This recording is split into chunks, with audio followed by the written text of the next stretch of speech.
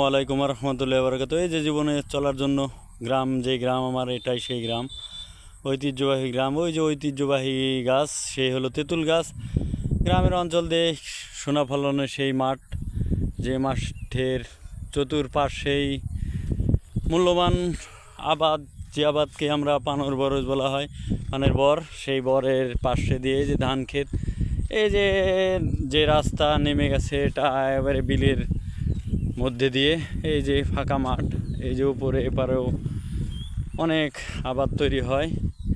আল্লাহ চাইতে সব মিলিয়ে সক্রিয়া, আলহামদুলিল্লাহ, অনেক সৌন্দর্য, আবহাওয়া সেরকম, পরিবেশ, আকাশ মেঘলা, সেই মেঘলা আকাশের সূর্য ডুবডুবো অন্তে, সূর্যের প্রান্তে ভিডিওটাকে তুলে ধরার চেষ্টা করতেছি আপনাদের উদ্দেশ্যে।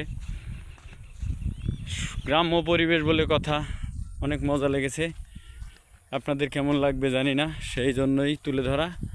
যদি ভালো লেগে থাকে, ভালোবেসে থাকেন গ্রাম অঞ্চলের মানুষকে, অবশ্যই ভিডিওটাকে লাইক, কমেন্ট, শেয়ার করে দেবেন।